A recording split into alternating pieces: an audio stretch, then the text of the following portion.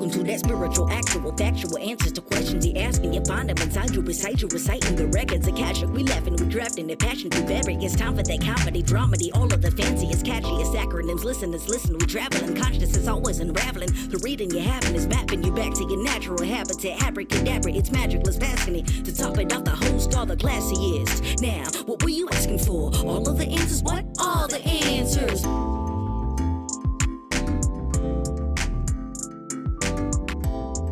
There. Okay, now we're going to hear this annoying sound in the background, which is our fancy blinds going down. Okay, let's hear it. Wait, shh. Do you hear it? Can you hear that? No, not on Zoom, but you might be able to hear it on the recording. As they come down, and it's gentle, but just annoying enough to be terrible. Nice. Excellent. Good morning, Good morning. Catherine. Catherine Rubin. Tis I. It's me. It is you. Hi. Nobody calls you Catherine. My mother, when she was angry, used to. Oh, great. Sorry. No, you know what would be cool is to reclaim that. Catherine Rubin. You know what I mean? Like Catherine Rubin. But like, what if I said it with love? She doesn't get to own that name just because she was right. cunty about it. It's all right. Catherine Cunty Rubin. That kind of works, doesn't it? Catherine Katie Cunty Rubin. This is a vocal warm-up. Catherine Katie Cunty Rubin. Catherine Katie Cunty Rubin. Catherine Katie Cunty Rubin. You know you need unique New York. Butter. Red leather, yellow leather, good blood, bad blood. Catherine Katie Cunty Rubin. I want Rubin to have more T's and K's in it. Rubitikin. Krubin. Cruella. Rubitikin. Katrubitkin. We're in rare form today. Yeah. Firing it. Pew, pew. Pew, pew, pew, pew, pew. Can we please play one improv game today and make the people happy? That's what they're asking for. They're at home now, pounding their fists on their desks. When are they going to do more improv? Who are these mysterious they? I want to know. That one friend who keeps talking to you about it. No, Leslie, my assistant, is like, I miss when you do improv. I'm like, you're the best. A friend who emails me, someone else. I think 3 people. It needed to be 3, so someone else. That third mysterious individual. Listen, here's how my brain operates. When 3 people say they want a thing, I'm like, everybody's talking about it on the streets. The word on the street is Catherine Katie Cunty Rubin and Cassidy Jamal Jackson Warner Brown are going to do some improv. So you get it now? It's an overwhelming tide of demand. All right, first we'll talk about the thing we're going to talk about, and then I'm going to try to emotionally manipulate you. Got it. I'm in. To doing some improv. Well, then I'm going to put up more resistance just so I can see what that emotional manipulation will look like. Okay, that's cool. Good. Make me work for it. So now you all know what the episode's going to consist of. It's going to, Katie's going to talk about her new venture. She's going to try and manipulate me into doing improv. I'm going to resist, but ultimately give in. Just spoiler alert. You felt you need to reiterate what we just stated? Yeah. Okay. I like to lay it out as clean and clear as possible. Okay. It's like when and you're... fourth, we might get to a listener email. Well, I think we should try. We will totally get to a listener email. We got time to stretch out. We got a guest. We can do what we want. By the way, do you hear this? Yep. Little chair farts. Fuck. I'm so... It goes away on Zoom, but I'm sure it's there on your actual recording because Zoom loves to repress noises that show up elsewise. I'm wondering if Desmond can remove them, but... Well, by all means, keep doing it as aggressively as possible. No, but that's the problem. It's like if I move at all, this chair does that. So maybe I need to get like an old-timey oil can and be like... Earl can. From The Wizard of Oz. Yeah. It's got to have a little bottom that goes... Dook, dook, dook, dook, dook, yes. God, what a cool prop that must have been to play with on that show. Okay, the big announcement is I put out the official GoFundMe and announced the existence of Sixth Line Studios, my theater company. Yeah. I love the name being one that only people who are in on the concept will get, but it also sounds like something very like official and in the know, but it sounds like an industry term and it's not. Right. It's different a different industry term. Yeah. Mm-hmm. I wanted it to be just elusive enough that that it pulls you in a little, be like, what does that mean? I should know what that means. And then anybody who knows what it means is like, oh, maybe it means that. But also even human design people might see that and be like, oh, that could be a human design thing or not. Right. Which is great. So yeah, I'm officially asking people for money. So exciting. And here's the thing though, like in terms of, for our audience and in terms of human design, actual applicability to your life, it's such a correct Katie as a manifesting generator thing, at least for this moment, in that I have so much energy for it. Mm. And this is the thing we're always teaching generators. Like, I'm such the kind of teacher that is teaching things so that I hear them. Like, I mean, we've talked about that on here so many times, but like, I just have no qualms and just am so clear that like, I get to be in teaching positions because I need to hear myself say the things again and again so that I can learn them. Anyway, the thing for generators, like when they boil it down, it's like there's only 3 questions that are relevant for a generator in terms of making a decision. Is doing this thing satisfying for me? Do I have the energy for it? And does it make me feel more like me? And, you know, I feel like I could say like, so I'm 46 and it's taken me till 46 to be like, oh, that's the weird specific combination of things that I have energy for. It feels like me and it's very satisfying. Yeah. That's like when I was in my 20s and started all this shit, the healing and the being empowered and the trying to wake up nonsense. I really was like very ignorant to how long it really could take to get really like good with myself. I had like a very clueless, ignorant, impatient, fear-based timeline for how quickly I would know myself and just live my best life. You know, for the 6-2s in the audience or anybody with a 6 line anywhere, hence the name of the theater company, we don't even come off the roof till age 50. The whole thing is like trauma, processing trauma. And then we at 50 start to really live. I'm not even there yet. And I'm like, wow, it's been a long ride just to get to like a sense of, oh, this is what I have energy for. And this is not what I have energy for. Right. And I've had to do a lot of stuff. Another thing about 6 lines is they're like the exploded out or multidimensional 3rd line. So 3rd line people have to trial and error, like yourself.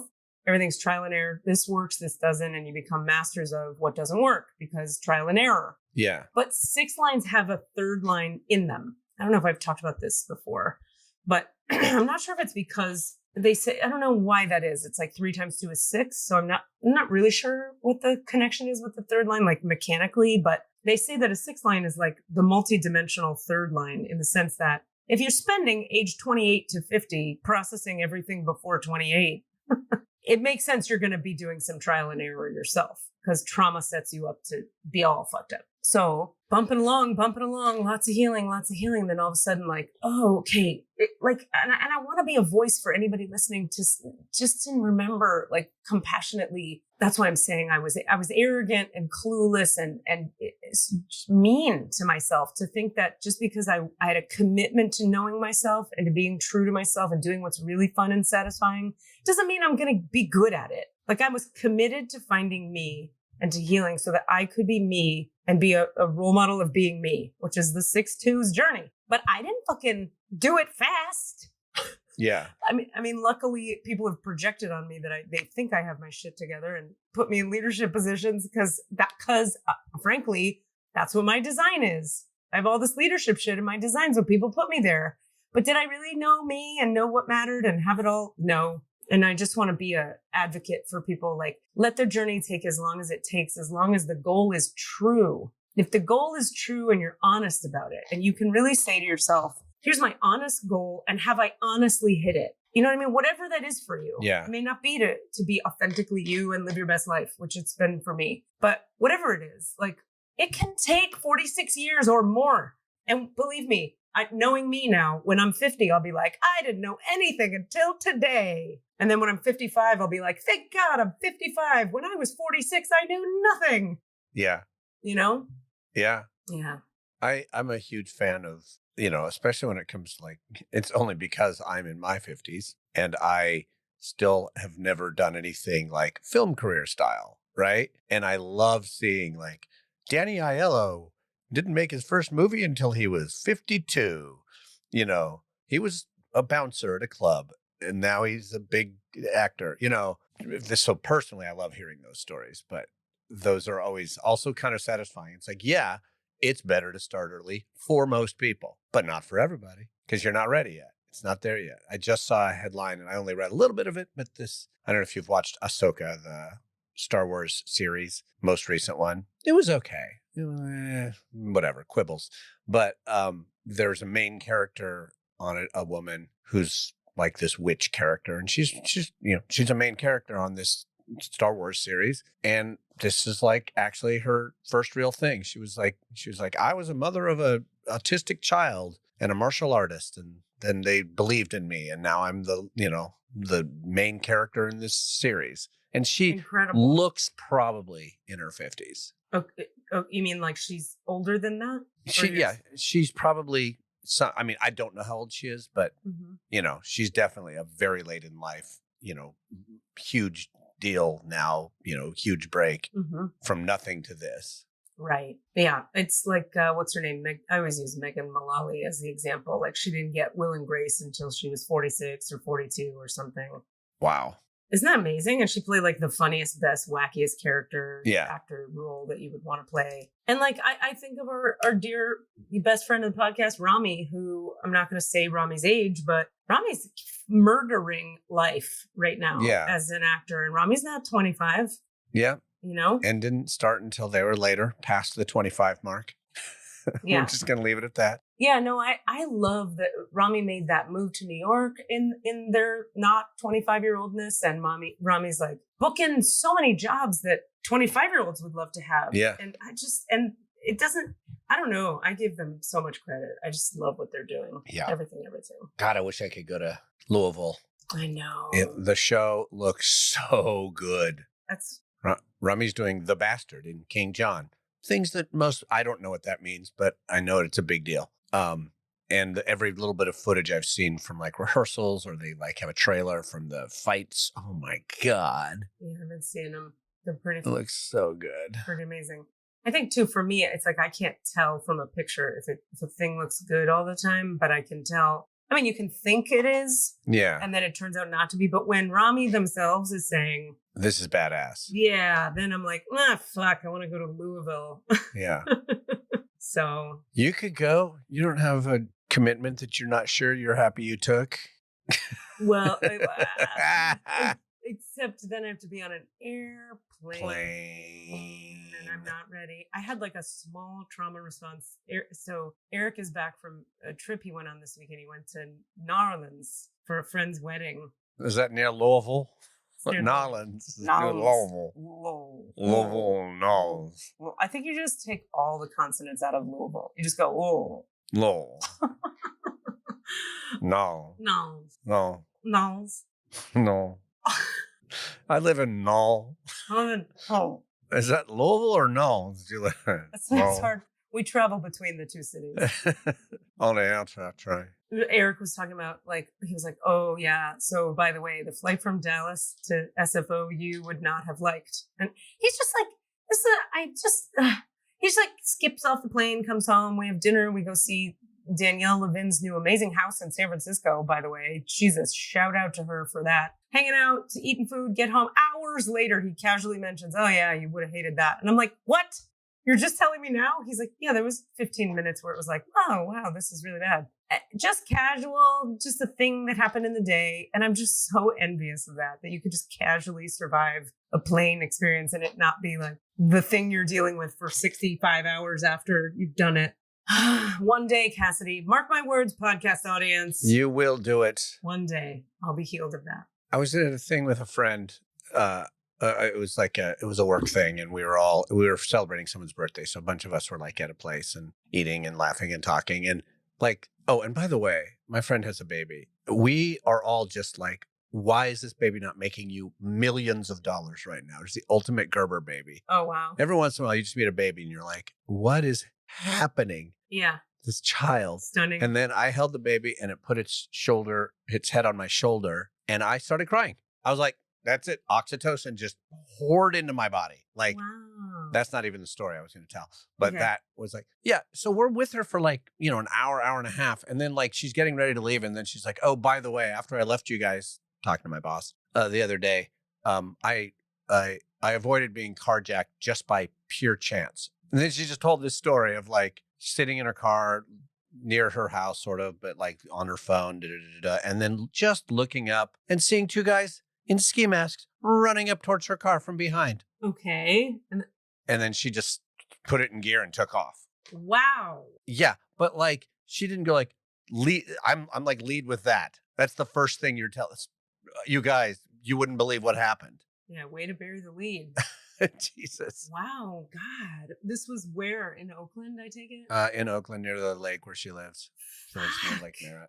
Oakland, man. I want to have Oakland's back so bad. Me too. There's I just a know. lot of shit Right going now. on. It's not happy. It's not good. So everybody's going to have to come to Danville to the theater to see all the plays we're going to produce. Yeah. Did I mention you could do that at sixlinestudios.com? So let's talk more about this. Okay. Now that I shoehorned it right in there. No, and we needed to return to the topic. Yeah. So there's but I want to just say this because it's the hard thing to say. So I'll just say it first to get it out of the way. There is a GoFundMe attached to if you're watching this or hearing this right now, look around. There's a link next to you somewhere in your vicinity to contribute to the GoFundMe. And that's to pay the actors and the set designer and the lighting people and the costume people. It takes a lot of money to put one play together. Yeah. So that's especially if you want to pay people even a reasonable amount of money. That's the thing. Problem is, even that reasonable amount that we can usually afford to pay is like, this is pathetic. It's not reasonable compared to most humans and what they're making. Yeah. Yeah. I spent a lot of hours the last bunch of days, making the video and having fun with that. It was really actually quite fun. I'm surprised. But I talk in the video about actors being athletes and they're athletes. We're athletes. We've been athletes our whole life and we're getting paid like we're what? Not Not athletes. Right. Not as much as a barista. Like we really, most of the time are not making, and no disrespect to baristas. I mean that, like, this is the thing. We don't want to talk about like, yeah, you're making more than a burger flipper. That burger flipper is making your food. Get the fuck out of here. They should also be making a living wage. And standing on their feet all fucking day, sweating. Right. It's hard. It's really hard. But and the same goes for actors. Like, we're actually busting our fucking asses so that you can be entertained. It's not you're an actor. That's fun. You shouldn't get paid as much. That's right. Yeah, it's fun, but it's not also. It's fun and it's hard physical work. And I people just don't, I think it's just important we talk about it so people think about the physical labor of it. It's physical work. It's really intense, particularly stage actors. So. And it's emotionally very taxing. Yeah. Often. Yeah. Not always. Yeah. And then everything you have to do and all the time and energy and how you have to sacrifice not doing other stuff. All the weddings we've missed and all the jobs you can't take because you're trying to stay available for shows that might come up. And it's just like big sacrifice actors and designers and theater people make. And I'm not saying that for people to feel bad for us. I just want people to be educated and know the realities of what goes into it. It's like a day laborer job. Like we're people who like lift heavy bricks. Yeah. And we do it with an accent wearing a corset. It's hard. It's not the easiest thing in the world. It's emotional, it's physical. Anyway, so that's that. And I went through a whole thing. This isn't maybe interesting for us to talk about. When I was making the video where I was like, I wanted to talk on the video about, listen, I know there's a lot of shit going on in the world and people have, where do you put your money? How do you, it matters. I ended up cutting it just because it was going to turn into a 6-minute video and people will barely watch a 2-minute video. And it was already 3 minutes. So it was like, I'm going to cut this for now. And I'm going to talk about this in the ongoing promotion of the company. And I just couldn't put it in the main video because time, but it was a thing I really had to wrestle with because it feels very important to talk about. Like there's a fucking war happening. There's wars plural happening. And I'm like, I want to make plays. Can I have your money? And people are like, my family in Jerusalem is unsafe. No. Right. But also it's like, I don't know, life doesn't, me sitting around not doing life because other people's lives are threatened doesn't help those other people. Right. Now, me not contributing and doing nothing to support the effort or to help people also doesn't help the effort. Like there's things I can be doing to contribute. I can put my money where my mouth is too, toward like, I don't even know, like I'm thinking specifically of the Ukrainian thing when Ukraine started. Fucking Ukraine is still happening. Yeah. God damn it. I mean, when that started, remember the thing where we were all like, people in Ukraine were like, hey, if you want to help us, but pay for Airbnbs in Ukraine from America, because it goes right into the hands of actual Ukrainians who can't go to work because. Yeah. So people were like putting up like fake Airbnbs and being like, this is a fake Airbnb. I do not have an Airbnb. Please rent my Airbnb.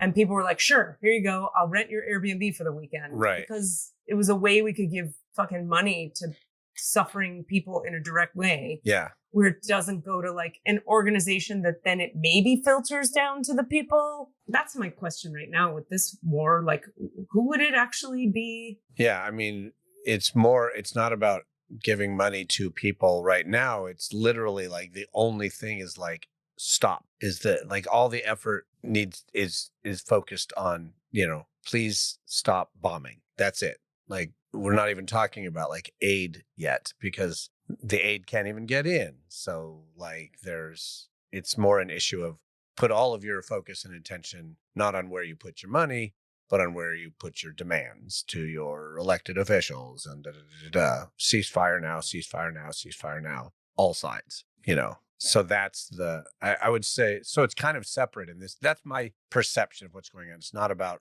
oh, you shouldn't give money to Katie because you should give money to, the people in Gaza who are being bombed out of their lives, because there's no way, as far as I know, there's really no way to give money to that idea right now. But that's my point is that since at least with the Ukrainian conflict, there was a sense of we could do a thing right now. Right. With this, it's like, what can we do? And I see people posting ceasefire, and that's good. And you make a good point to like letters to our Congress people. Is that who we write to? Yeah, it's the only voice we have kind of right now, I think. And that's not even, I mean, they've heard it and only a few of them are actually saying anything. Yeah, it is about as messy and unclear. It is so tied up in financial problems and positioning and like, well, we have to oil and yeah, and like,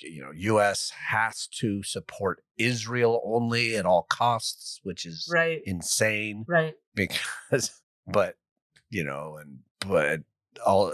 Wait, so when people are saying ceasefire, are they saying that to one side or the other or to both? They're saying it. Well, I mean, right now, the ceasefire has to only be directed at Israel because, yes, Hamas exists and did this horrible attack, but Palestine did not do this horrible attack. Right. Hamas did this horrible attack, but Palestine is what's being bombed out of existence by Israel. So, but someone with more knowledge is going to also argue with what I'm saying and say like, well, Israel also still has to protect itself, blah, blah, blah. Of course. But this sort of insanely massive slaughter bombing that's happening is not okay. Is what's being pause, hold, stop. Yeah.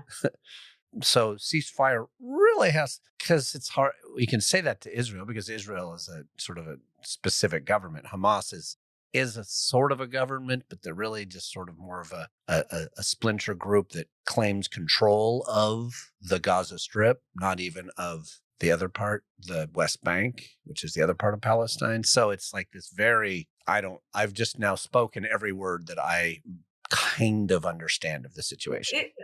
Am I correct that Hamas is or was, when it first came into being, a terrorist group? Terrorist group is just the name. That's the problem. Anything, the ANC was considered a terrorist group, the African National Congress. Okay. Which is ultimately what brought down, so terrorist group is just a resistance framing. Okay, so what originally, when Hamas came into being, what did they want? Land ownership? I don't stop taking our land away and making us live in open air prisons, I guess. Okay. And they were saying that to Israel. Yeah. Okay. And so Hamas is Palestinian. Yeah, Hamas is Palestinian. I mean, Israel started as a huge chunk of what used to be Palestine, and then gradually it's become more and more and more and more, and pushed farther and farther and farther and farther and farther into smaller and smaller little slivers. So it's like the ultimate like man spreading. They're just opening wider and wider and pushing them farther into smaller and smaller areas. Palestine is doing that to Israel. No, Israel's doing that to Palestine. Okay. Palestine has nothing left. They have like this little strip, the West Bank, and a little tiny bit of Gaza. Okay. Which even that has been shrunk and shrunk and shrunk as Israel sort of puts settlements into areas. I wonder how. Oh boy, And I mean, even this, we're opening ourselves up to all the people saying, you don't understand it. You've got it wrong. And here's why. We both know we don't understand this, and we both have it all wrong. We acknowledge that. You don't need to tell that to us. We know. But if you do feel like sharing any information that would be useful for us to have in a non-criticizing, non-judgmental way, I would love to hear any of that. But to that end, I want to give props to my friend Adele, who lives in freaking Jerusalem right now. She lived in the Bay Area and she moved there to be with they have property there, her family. Hold on, Adele King. I forgot her last name for a second. She's been posting some really useful, she's like, hey, friends back in America, here's the history. Here's who's mad at who for why. Here's the details. The problem with it is, this is not a dig on Adele, but it's a dig on me. It's posted in her stories, and it's these long paragraphs. So I have to take a picture of the story because it goes away. Yeah, I don't think people quite understand how stories work. And then I have to go into my photos, save it in my photos, then expand it, make it real big. And, I'm complaining about that when it's I could also read a fucking book. Right. Or read the fucking newspaper to learn anything. Or Google it once. How about that? Well, even that, where are you? Who's the version of it are you reading? Right. I know. So anyway, I give her, though, a lot of credit because she's at least trying to say, hey, if you don't, I get that everybody's confused. Let me help. Here's some information to have. And I keep earmarking it to go back and read it. And then I haven't. Yeah, what else can I say? I think what I'd like to say out loud on this today, just to give myself some accountability, just because life is full and busy and I need accountability partners in life. I'm between now and the next time we talk, and let's check in with each other when we come back here, I'm going to read what she posted and I'm going to get better educated on just the basic history of who's doing what and why. And I just want to get caught up. Yeah. Because I don't feel right being as ignorant as I am. So that's my commitment for today. Stress. Yeah. Cool. I know.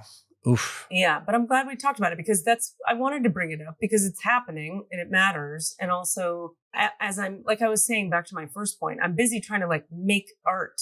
Yeah. In my comfortable California, sitting on the water with a nice breeze life. And I'm asking people to give money so I can make art. And then you really have to wrestle with things like this.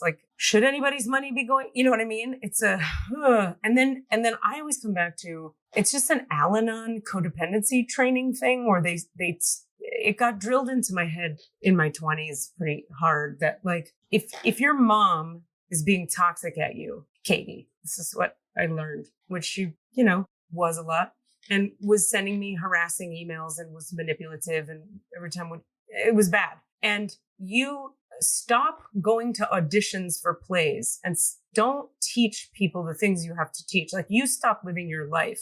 Guess what? So that you can manage her and so that you can make sure everything's okay for her. So she's not mad. So you get her approval and feel okay. You're robbing the world of your life. What you would do with your life would give. Making art is a gift. We're giving to the people the art. Teaching classes, you're giving your wisdom and your insights. So you're going to shut down the outflow of what you have to give in order to manage this person who her whole aim is to harm you unconsciously, to be fair, but her whole aim is not constructive. It's destructive. Why would you do that? That doesn't actually make any sense. And so when I look at this, it's not that the war is out to harm me, but it is that sitting around and being upset about the war, as opposed to if I let that stop me from living, I do think that's not super useful. But if I go to sleep on it and do nothing to contribute, that's also not great. Right. Yeah. The tendency is not like, guess what? I didn't go to a march. Instead, I just stayed at home. If my option was like, I'm going to go to the Beyonce concert because I have tickets. Oh, but there's a march that I should go to. But what's going to end up happening is the middle version, which is not useful to anybody. Well, I didn't go to the Beyonce concert because I felt guilty that there was a march that I should be going to.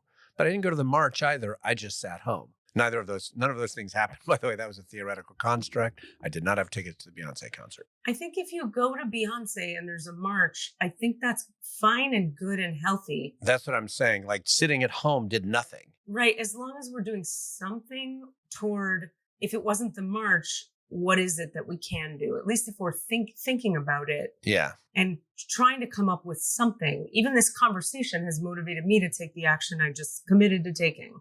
Yeah. Because we're talking about it. So at least if you talk about it, you might get motivated to do something about it. But that's what I mean. We can't not go to, like you're saying, totally. Can't not go to Beyonce just because. But see, then, and now I do get that there's privilege in that, because if they were bombing here, you better believe we'd not be going to Beyonce. Exactly. But they're not bombing here, knock wood, yet today. So we're sitting comfortably and having this choice to make, which is why I don't feel right not being educated. It's like I have to get more educated, because it's that thing of what was that slogan during the Second World War? Like, first they came for my something and I did nothing. Right. What is that? Do you know it? Well, it's a whole long thing. First they came for the artists and I did nothing. And then they came for the Jews and I did nothing. And then they came for the gypsies and I did nothing. And then they came and then there was no one left to stand for me or something. Yeah, that's real. Yeah. That's really real. Yeah. I think we each need to wrestle with it and come up with actions we can take that we have any power over, which brings me to something about you, which is the show that you're involved with right now. We could say very much that one of our local theater companies here, the Aurora, is doing something in the way they know how, which is talking about the notion of Big Brother. Yep. In this production of 1984. And fascism and what it is when you just fall in line without thinking and trying to live up to, whatever. Fascist groupthink, essentially, and giving up your autonomy to fit into whatever cultural norms there are. Man, that is I think, so Katie came and saw the first preview. Right. And I sat with Katie and afterwards we were talking about it. And, I've been sort of experiencing it all along. So I didn't really quite grasp. And then once I saw it through your eyes of like just how unrelentingly bleak a show it is. Yeah. Because there's like 6 laughs in the whole thing. And even those are coming out of that sort of like, oh boy, the laughter of, ugh. I guess I would offer, I'm not sure. I think eventually once certain things are tightened in terms of the technique of the performances, like when certain things are working better that you and I talked about, I think it'll be less unrelenting. I see how they built it in the writing, that it was meant all the 4 characters around the main character. So the main character is being tortured the whole time, the whole show on a slab in center stage. It's not great, but played by our friend Joe O'Malley, who is incredibly talented, and he does an excellent job being tortured for 2 hours. Fuck. So it's a lot, but once the rhythm and the timing is tight with the actors around him, I think it really can create enough humanity, balance, levity. There's a running gag that happens too with that one character. With the one who hates it when he talks about his dreams. Yeah, the dreams thing. Yeah, and that does get funnier as it goes funnier on. and funnier. And anyway, the production needs to come a little further, and maybe it will. And if it does, and it definitely has. Even after you saw first preview, and I was like, oh God, you're seeing the first preview. They were barely ready, and it was pretty good. And then it definitely is getting better every time and tightening up. And so that stuff is still there, but the sort of overall arc of the show is still one of like kind of hopelessness, because if you read 1984, that's the story. It's like It's the crushing of hope. It's really a story about the crushing of hope. It's true. And I guess there's an argument to be made for when you make a piece of art that's about the crushing of hope, it points to people about the significance of hope. Yeah. You know what I mean? I mean, it's a cautionary tale but in order to truly, some cautionary tales give you an out of like, and then the possible ending could look like this, and they transcend it and they defeat sorry, spoiler alert, if you've read 1984, it doesn't really go his way. Yeah. I'll just leave it at that. Yeah, to say the least. But doing theater, there's another that ties this bow all right back up. We are still doing theater with a point. And laughter and joy is also a point. To bring levity, laughter, and joy into, like, you can do just a raucous comedy and it still fucking matters. Matters a lot. I mean, what do people do when they've been trying to help with the war all week and they need a minute? It's like, go see a play that makes you laugh. But what I do want to give props to the Aurora for doing really challenging theater in a moment that's challenging on Earth, because they're talking about fascism and how it's just, the play is talking about that. Yeah. It's all about Big Brother and it's happening in our world. So I give them credit for talking about it. I also am like, God, everybody's trying to stay alive right now as a theater. And I'm like, I don't know if you. Why are you starting a theater company in the middle of all of them closing? Oh, no, not that. But thank you. Sorry. No, not that. I'm saying if they're trying to stay open, that's a rough one to choose. True. It is technically their holiday show. Everybody else is doing fucking Christmas Carol and they're doing 1984.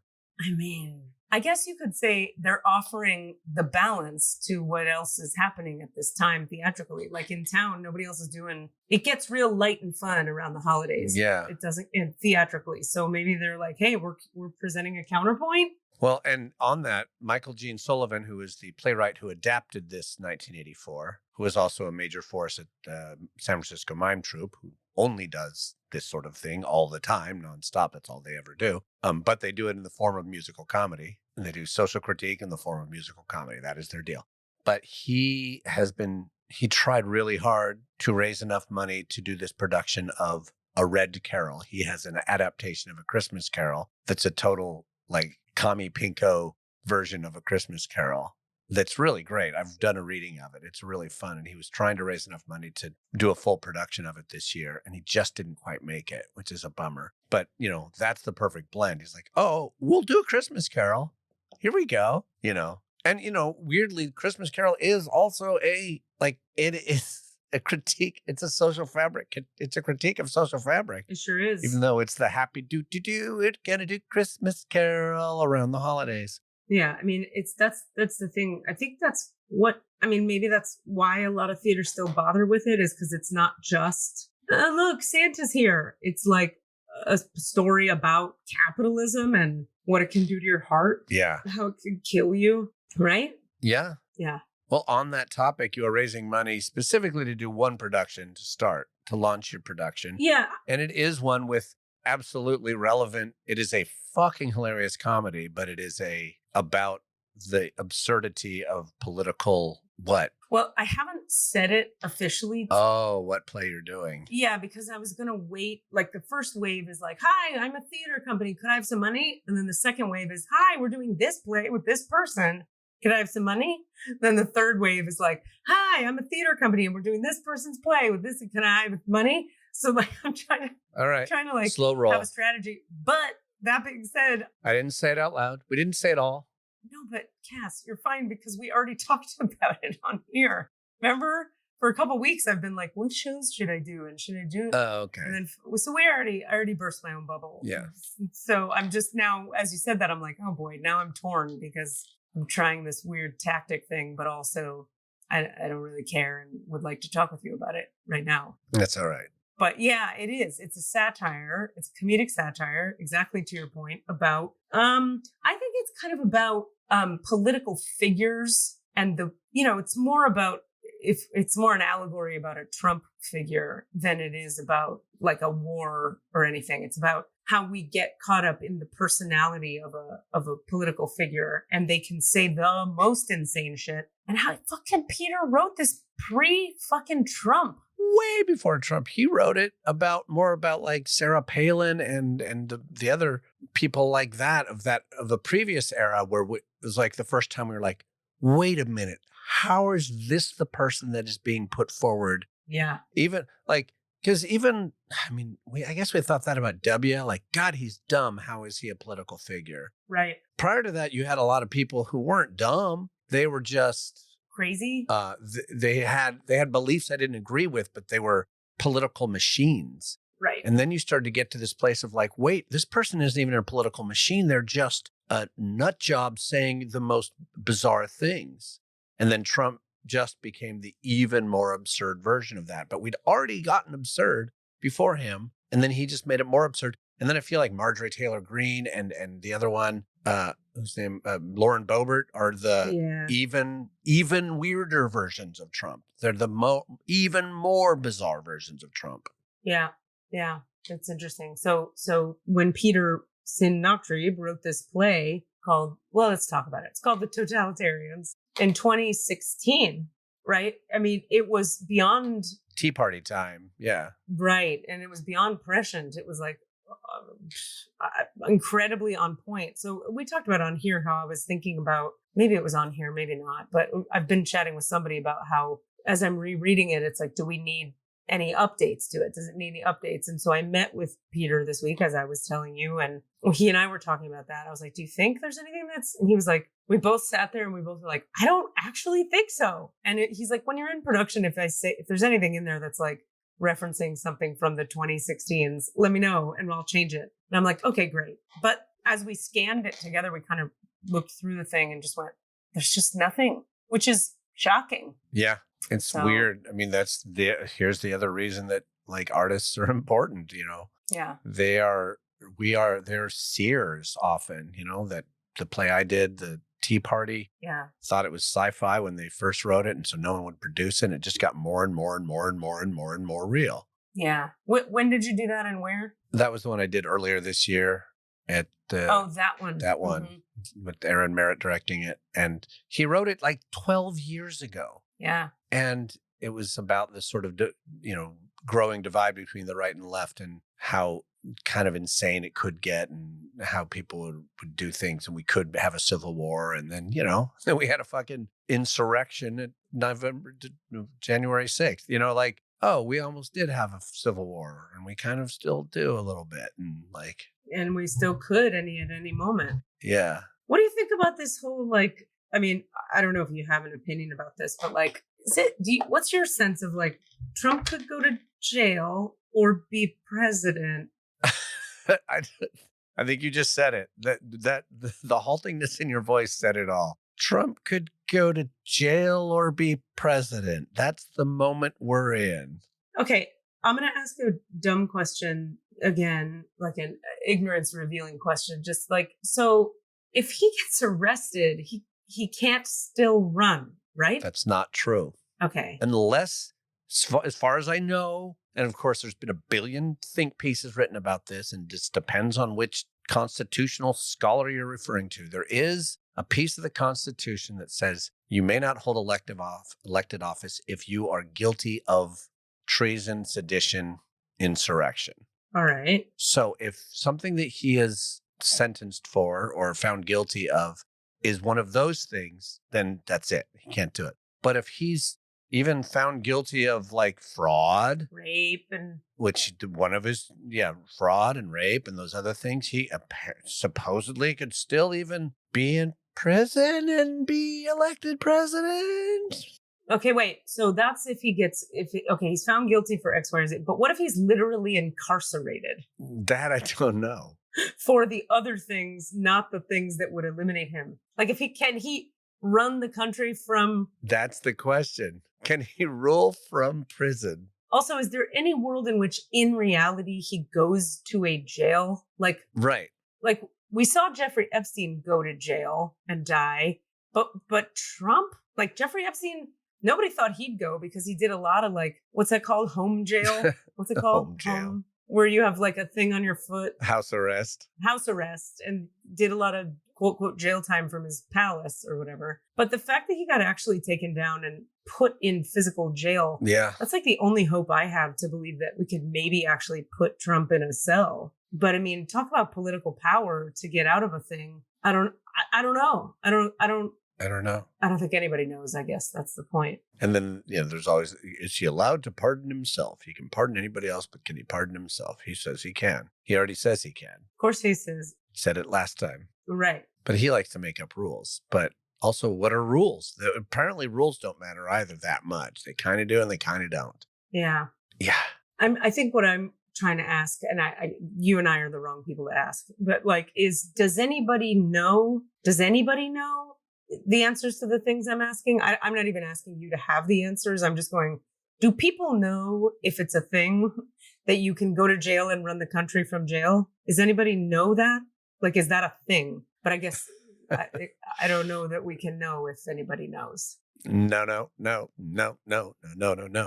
God, it'd be really it'd be like, talk about next level surrealism if he's running the country from prison. Yeah, I wonder what that would actually mean. Would it mean that other people are running it and he's a figurehead? Or would it mean, like, could he actually do anything? How would he sign anything? Like, just practically, if you're in a cell. Or he's on house arrest at the White House.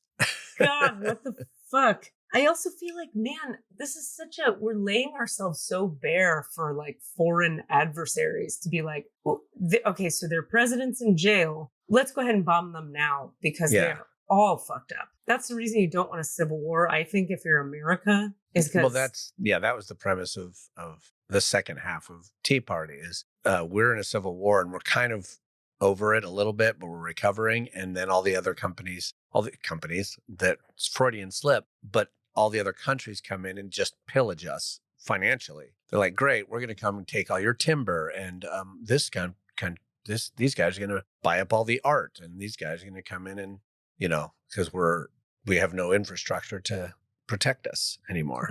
Or even worse, we're just going to bomb the fuck out of you and take the whole thing over. Yeah. Like, if you're Russia or China and you want to go fucking crazy.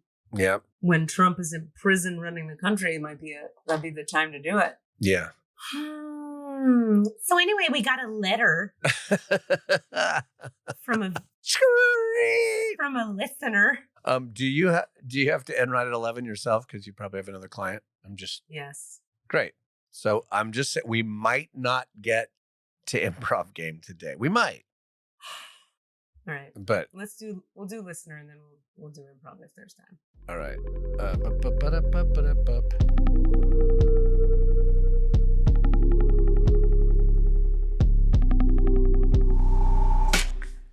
Hey, what's up? It's Rami.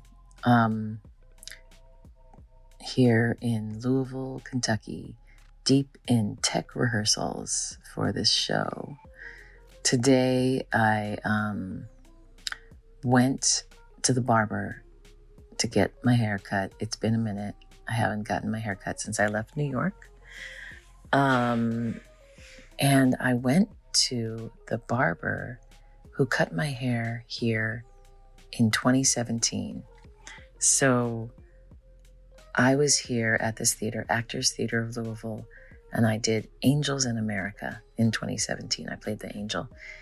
And when I arrived in Louisville, I had a kind of like a moppy afro, and the costume designer had a meeting with me and was like, so I was thinking about something like this. And she had prepared 3 pages of photos of haircuts, mood boards, of what she was thinking for my hair and the images that she liked. And they were pretty much all mohawks with fades. And, there was some line art and stuff. And she was like, so what do you think? And I was like, great. And she's like, okay, so do you want to think about it for a while? And I was like, nope. She was like, okay, so if you decide you want to do it, let me know. I was like, no, I'm good. She's like, okay, so do you think you might want to? And I'm like, yep. Anyway, we had this long conversation where she was not prepared for my casual and immediate yes on, being asked if I was willing to have my hair cut into a mohawk. Anyway, so then she took me and her mood boards to this barbershop, Big City Styles. And the barber whose shop it was, Julius, is master barber. He's delightful.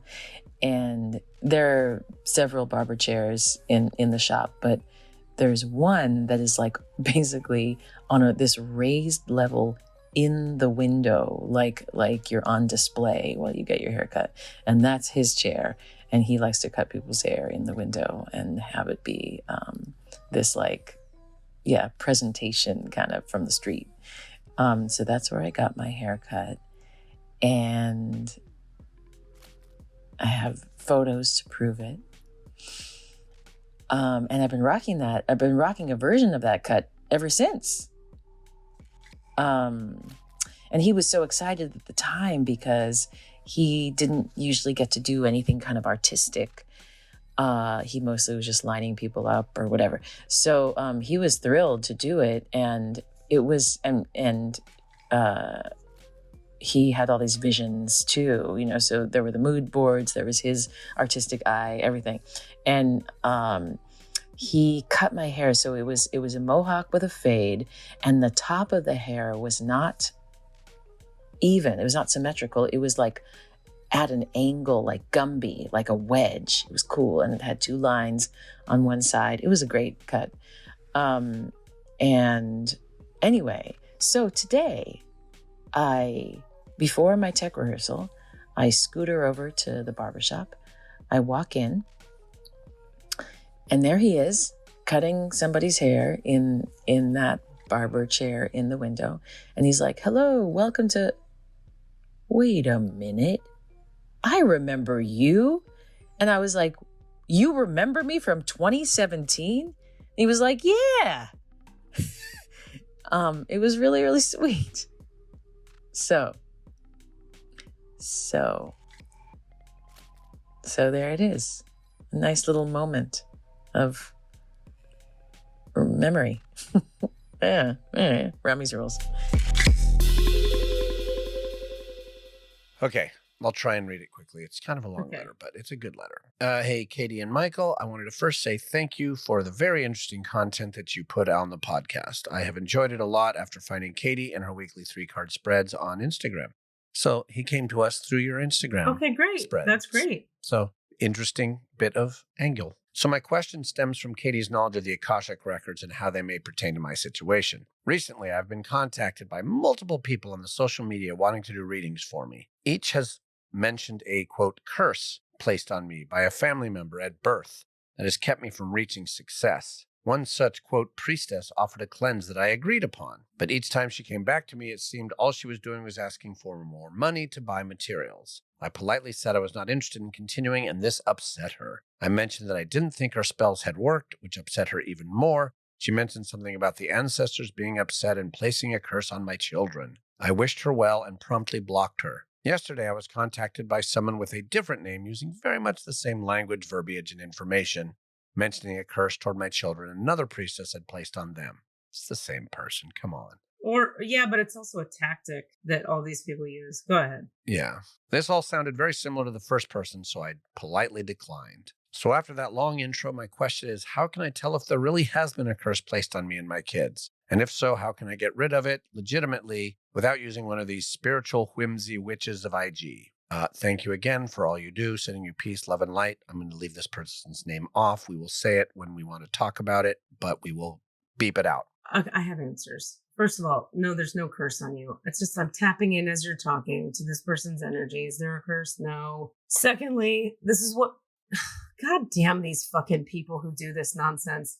I get a couple a day of these because my assistant and I one thing she does regularly is follow spiritual people on Instagram so that people who follow them will see my stuff. And, Got it. So spiritual people, quote, quote, some of them are fucking terrible fraud monsters, and they're not healers at all. And they're not what they say they are. Other people are what they say they are and use these tactics to manipulate people into paying them for their talents. Like you might actually have talent and ability to read or whatever. And then you don't trust that you can just be like, hi, I do this. Come check it out. So you manipulate people emotionally into feeling like they should get a reading with you. I'm not kidding, 6 a day. And they're all the same. It starts with, hi, beloved, you have a beautiful aura around you. It's really nice looking at your aura. I do see you're struggling with X, Y, or Z, and they pick a thing. Would you like me to read for you? I could read for you about it. How's tomorrow? And they just like get pushy. They claim to see a thing about you. They claim to know a thing about you that you need to know. And if you don't know, you're not going to. So it's using fear to manipulate people into paying them. I think that's fucked up. So whether this person was, let's say they were legit, right? The fact that they came at you that way is 100% of a reason to immediately ignore them, take nothing they say seriously because they are untrustworthy. Now, I understand your fear though, and your concern that you're like, well, if 2 of them came at me, maybe there is something. So I'm sincerely, psychically tapping into you and I get a no. And I promise you, if there were a yes, I would open your records and we would do some clearing. There's not. Speaking from a person who has not dealt with the spiritual fraud, but gets fraudulent texts all the time. I think another big hint was similar language. Like when you see 2 things with similar language from 2 different places, nope, neither of them is valid. Like that's it. Like they just, you answer your own questions sometimes just by seeing that. And, the thing to look out for, I watch a lot of things about hustlers and scam artists, spiritual or not. That's a big part of my life is that information that feels like a really insightful cold read, but when you inspect it, was found out, you can really realize that actually wasn't about me, or they Googled me for 15 seconds and they realized that I lived in Birmingham, and now they can go in on the Birmingham thing. Well, right. Or like in this person's case, the writer who wrote into us, and thank you for the question because this is relevant for a lot of people. You have to remember anybody trying to scam you, or even if they're not total scammers, they're just being emotionally manipulative, which is also fucked up. Anybody trying to emotionally manipulate you knows that most humans have some kind of challenge going on in their family at all times. So if you and probably knows someone named John who died. So if you say to any human, hey, I see this thing on your family and it's an ancestral curse and that's why it's happening, and that person who you say it to is afraid already about what's going on with their family, they're doing that to push your fear button. And it's just, I'm saying that for all of us to remember the way that emotionally manipulative people operate is they push a fear button based on a thing that is likely a fear that you have. And it's likely you got something going on in your family. You know why? Because you're a human and everybody has shit going on in their family and everybody wants an answer to why. I'm just so mad at these people because they really give, legit healers a bad name. And this is why people don't listen to spiritual people, because there's a bunch of fraudulent, toxic fuckwads out there doing nonsense like this to innocent humans. It's fucked up. The question I'm going to ask you is not, it could sound accusatory and it's not, it's actually an opportunity to differentiate. And that is, what is the difference between, say, you having someone that maybe you did a reading for here on the podcast, free and easy, but then you're like, you know what, you need to come and do a session with me, which is you saying, I am now selling you my services, right? And that there is a difference between that, and it could even be a slightly hard sell where you're like, no, you really do need to come to me. Yeah. Like where for you is the line of? Yeah, that's a good question. Yeah. I mean, what I always say here, I try anyway, is first of all, notice I don't say that to everyone who comes on. Yeah. I'm not just willy-nilly saying, here's a chance to get a new client. You should come to me because you're not doing well. This is where it's tricky. People have to trust their healer. So if I don't have a high level of integrity where I'm not actually checking with consciousness and being like if I ever say, I think you could use a healing session, it's because that's what I'm getting psychically from consciousness. And that's what I'm intuiting by feeling into the heaviness that they're carrying. So that's where it's just my professional opinion that I think that person could use a session. I then stop talking. I don't then go, so you're not going to be okay. And you should be really worried about it. And this is a real problem. And don't you feel afraid? And let me poke your fear. That would be manipulative. If I say, yeah, that's the one. Like the cults that take you into the side room and go, why aren't you ready to invest right now in your future? But I do want to own, because you ask a great question.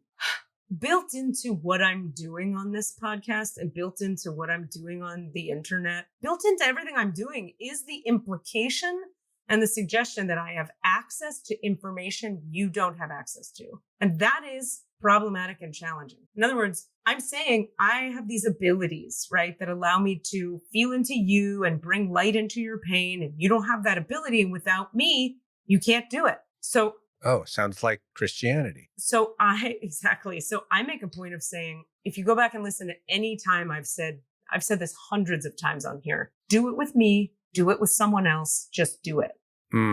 There are plenty of healers who can help you move this. I'm not the only one.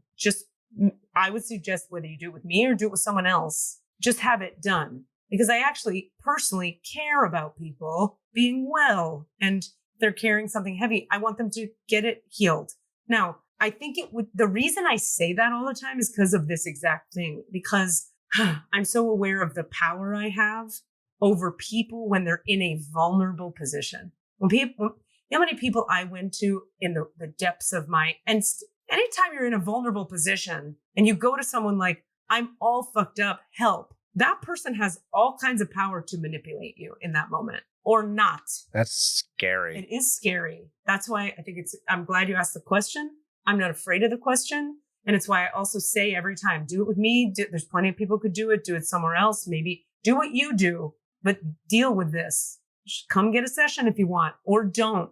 But this is what you're dealing with. I wrestle with this a lot because I think my job as a healer is to empower people to be who they are and trust their own inner knowing. That's why I lean these days so heavily on human design, because human design says, if you follow your strategy and authority, not Katie Rubin, don't follow me. I'm one manifesting generator with emotional authority. I do what I do. What do? You might be a projector with no authority. You better not do what I do. That's not going to work for you. So that's why I lean on the human design is like, please come to know yourself. I think my job is to heal people, help them decondition out of what is not them and become more of who they really are. So /but, because I do have the ability to see some stuff, I am in a position of power. And so I have to be very ethical about how I use it. Does that make sense? 100%. So what is the difference between the two? One is that person is telling a person they have power. Hey, I see this thing around you. It's ancestral pain. B, poking at their fear and then using their fear to manipulate them into having a session. I am publicly saying, I have this ability. You could come and try it. If you don't want to, don't.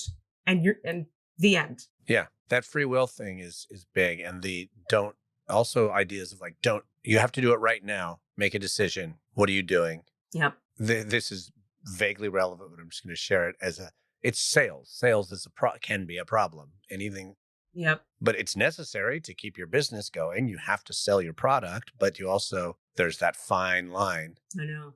I was thinking about changing phone services, and I called up a phone service, a cell phone service, and I asked, I laid out, they were like, they're help. Oh, what do you need? What kind of thing do you want? And she asked me multiple times, if we get cut off, can I call you back at this number? And I said, yes. Okay. So she was just confirming my phone number. Not multiple, but twice. She was like, is this the phone number to call you back at if we get cut off? I was like, great. So I knew she had the ability to call me back. And we got to the point where, she told me which plan she thought I should get. And I was like, great. Can you email that to me? Because I'm just gathering information right now. Oh, well, let's do it right now. Let's just make the change. I was like, I'm not going to do that today. I'm gathering information. I'm going to say the same phrase again. Right. Just gathering information. And this is the one that pissed me off when she asked, why aren't you ready to do it right now? Ew. Then I was like, A, fuck you. I'm not going to answer that. Yep. B, I'm going to answer that actually. And that's, I'm going to repeat myself. I am not going to do this right now. I would like to have this information Right. so that I can compare it and discuss it with my partner because it's their phone line as well. Well, can we get them on the phone right now? God, she can jump off a building. And then when I said a third time it wasn't going to happen, I realized I was talking to a dead line. She hung up? When I said, I was talking for a few minutes or for like 30 seconds saying, look, I'm gathering information. This sounds like a good possibility. And I looked at my phone. I realized I've been talking to a dead line. Wow. And then I was like, well, we got cut off. Waited a minute, no call back, and I knew she had the ability to call me back. So she hung up on me. Wow. What was the thing she was selling? Just a reasonable plan on a known, it was not like some niche, weird company. It was one of the major cell phone carriers. Okay. It was just a cell phone plan. But like when she realized she wasn't going to get what she wanted from me, she hung up on me. But that part was just rude. And it doesn't mean I'm not going to go with that company. I'll just talk to someone else and be like, that person was an asshole, by the way. But the point being that question, why aren't you ready to do this right now? That pisses me off because I've heard that. I've absolutely 100% heard that from people who went to like Landmark Forum and then got taken into the side room and like, okay, pay $300 right now for this course and then $1,000. No, why aren't you ready to fix yourself right now? And I feel like that's what this person's doing. Yeah, they're shaming you they're using shame and judgment to make you feel bad about your quote quote unwillingness to face your stuff as a way to get them to pay you. Yeah. Yeah, it's not okay. And this person needed their commission probably. Yeah, that definitely for sure. It's hard. Like, I'll give you an example too. Anybody listening here knows that I put out reduced price healing specials regularly, and that when I put them out, you have to book by a certain day and then the special ends.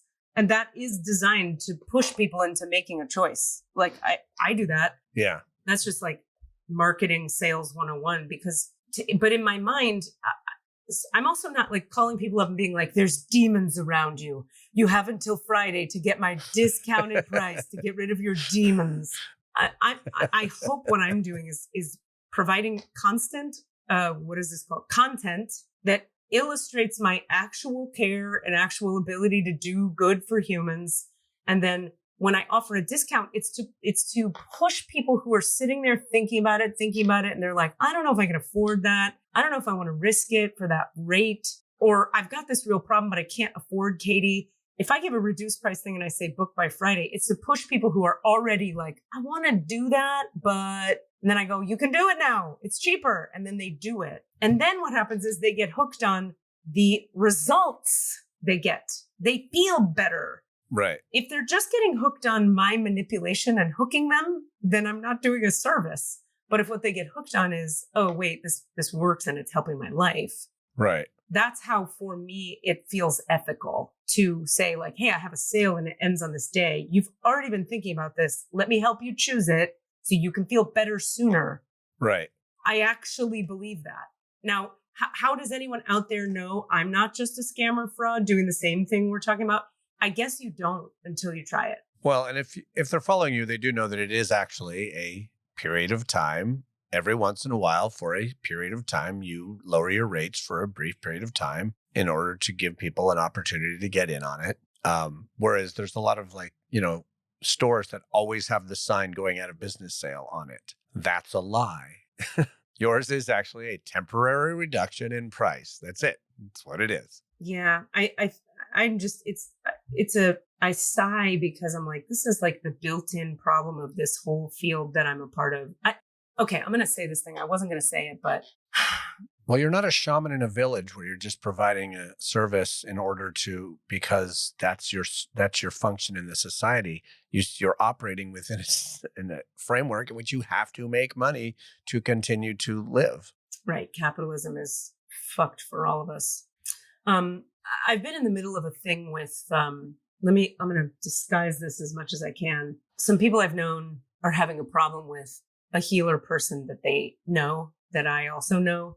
No one that we've talked about or whatever here, but I'm hearing from several directions that this healer is doing these manipulative, emotional pressuring techniques with their own clients. But not only that, they're doing a lot of shady stuff where they're going to other healers' online group things, learning secret stuff about clients that the clients share in the privacy of that safe, sacred space circle, and then messaging them privately and saying, psychically, I'm getting this thing about you, but they learned it in the other person's group. Wow. And that's not okay. Also, they're doing things where like the person is crying and thinking about whether to book sessions or whatever. And this healer person is saying to them, I'm really getting that you need to be working with me. And the person is in their most vulnerable place ever.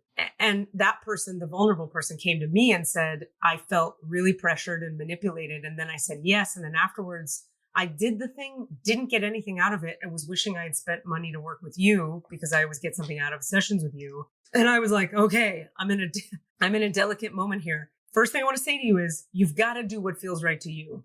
Don't come see me because I'm here and saying I can help you. Come see me if you want to come see me. Now, what I also want to say is that's not okay what that person's doing to you, that you are being gaslit and manipulated. Yeah. And your feelings are right. Like my whole job with that person was just to validate you're not crazy. You are being pressured and manipulated into doing this thing. So it's such a tightrope, and I'm really glad we're talking about it because it's like I feel like what's a metaphor that would work? I feel like I'm a person with a big, what's that knife called? The kind of sword. Machete? No, it's of that world, but that like not a pirate has. It's like it's shaped like it gets wider. A cutlass? Maybe a cutlass. Like I have a big, heavy metal sword, and I'm a tall lady. I'm like an Amazonian Kali goddess person who could fuck you up. And I'm in a world full of injured babies. And I could just... Wow. This image is going somewhere. Well, but this is my point. I could just swipe my cutlass and everybody would be all fucked up. And it's that easy because everybody's that vulnerable and that suffering, and it matters that much. So the way I try and hope I'm wielding the cutlass is I put it in its sheath behind my back, and I have to stay big energetically to do what I do, but I can't be so big that it scares people and they're unsafe, and I can't misuse the bigness. I just have to stand here and be big. And go like, if there's demons and entities and past life shit and trauma you want to clear, I can do it. Look how big I am. And then if people come, then I have to carefully, slowly take the cutlass out of its leather sheath and cut away the bad stuff around them and in their heart and do all the things I do without harming them with the cutlass. I think the word you were looking for is scimitar. Great. I haven't been listening to anything you said because I'm just joking. I 100% listened to all of it. But then the image was so evocative. What about that it finally popped as to what it was. What about a scythe or a sickle? Also, that would be like the thing at the end of a stick with a curved blade. Yeah, that's not the one. Like that death carries around. Yeah, I hear you. I think I don't know what a scimitar is. It looks like a cutlass, probably. What's the word for like the metal thing they bring tea in? It's the name, like, it's not scimitar, but it's something like... No, that's a samovar. I'm like, I have this giant samovar. It's full of boiling hot water. And if I move too abruptly, boiling water will fall all over the room full of babies. Every time I hear scimitar, I think of a samovar. And then every time I see samovar, I think of you get it. I had one more question for you about this, and then we probably have to wrap up. Yes. Do you feel like, because it's such a delicate tightrope, I feel like I'm interviewing Katie today, and that's great. I love it. Do you feel like you've ever stumbled or... Yes. Bullied somebody a little bit too much or yes. been to something? Yes. Yeah. I would be such a liar if I said no. Yeah. What would happen in the beginning a lot was, it's sort of like I discovered that I was pressuring people who were in a vulnerable position. The MO inside me was, I know I can help you and you're in resistance. But because they were vulnerable in that time in their lives, any kind of pressure at all and because you're paying me, because you're going to pay me money. Yeah. it's too messy. Because it becomes about the money, whether my MO is about the money or not. You know what I mean? Right. Like, in other words, if I'm like, I don't know, it's something that I watched myself do a lot of times because I was like, no, you don't get it. I can really help you. This is different than what you've been through. Let's do this. Commit now and I can help you. We're going to clear those entities. This was like very much how I operated But that commit now thing is the thing that just gets very fucking dicey. It's not cool. It's not cool. So now that's why I'm very second liney about it. I'm like, hey, if they say to me, this is what happens now. People say to me, well, what do we do next? Or what should we have one session or something? They go, well, now what do I do? And I go, well, I think this, and this is going on. If you're working with me, I would suggest get a package, commit, and let's go. When you're ready and when you're able. Don't rush, but as you're able, that's what I would suggest. Another option you have is, this is the problem, this is the problem, this is the problem from my perspective. Take that to your healer or your acupuncturist or whoever you work with and give them that information. And if it jives with what you're already doing with your people, do that. But so my point is, if they ask me, they're asking me, and then I'm allowed to share what I see, what my perception is. But if they don't ask me, I don't think it's really my place unless I'm in the records and consciousness is like, this person needs a session with you. Then I'm like, well, fuck. Right now. So I'll go, all right, look, I think we should have a session. Let's do that. And if you have somebody else you work with, please go work with that person. But this is what I'm getting. Listen to every episode of this and you'll see that's what I do. That's all I can say. Yeah. Yeah. No, I appreciate that. I think this is a really important one because we're in a, I mean, the same shit happens in, medical worlds as well. But like this idea of like, how do we know when it's the right thing or we're being taken for a ride or it is the right thing, but we're still being pressured and that's okay, but maybe not always. And like, yeah, it's a stinky place. There's a lot of pitfalls. It's hard too for healers that are starting out because you can actually do some good. And if you don't tell people, they don't know you exist. So you have to tell people and you have to put a little like, okay, so I'm good at this. So here's how you do it. And here's where you book. Otherwise, nobody books. And then you have no income and you have no life. Yeah. So I don't have it perfectly dialed in at all. I just trust my own abilities. I trust my own integrity. If I'm out of alignment with a client, I have a conversation and go, I'm really sorry. And I can't tell you how many times I've done that. Like, I'm so sorry I was so pushy with you. Where I fuck up a lot, let's own current day fuck ups. In class, sometimes I'll get on a roll. Some people are real open and then I'm like, oh, I see this and I see that and let's move this and move that. And then the fourth person who talks in class, let's say, is shy, is not ready to be pushed, is terrified to be in a class. And I'm like, cool. So it's this, that, you need this, that. Okay, go. And then they're like, and they feel pressured by me. And and I'm being pushy because I've been in a role with everybody who knows me well and is already like, okay, cool. Okay, got it. Here we go. Bing, bing, bing. And so I have to watch like that sort of manifesting generator energy wave I can get on of like, cool, we're on it. Let's go. Everybody's healing. And I have to read the energy better and be like, hey, I'm not going to push you today because you're clearly vulnerable and let me back the fuck off. And that's been my practice the last like 2 years, I'd say, is like really trying to come at everybody differently. Yeah. It's a lot of work. It's hard. I'm not perfect. All right. Human. You're human. I'm a human person. I'm failing and stuff. SixLineStudios.com. Come see a play. It's going to be great. You're doing your work. Is the website up? Yeah. Oh, yeah. It's fancy. Check it out. All right. I'm going to go. I love you so much, Katie. This was a fun conversation today. I really appreciate you. Go heal somebody. I think that's what you're about to do. Oh, do your work. Do your work. Bye. What are you asking for? All of the answers? Say what? All of the answers? Yeah, all the answers. Hey guys, thanks for listening. We'd love to hear from you. Please email us with your questions so that we have questions to answer in the Akashic Records. Our email address is allanswerspod@gmail.com. That's allanswerspod@gmail.com. And if you'd like to find us on Facebook or Twitter, it's @allanswerspod, @allanswerspod. Thank you.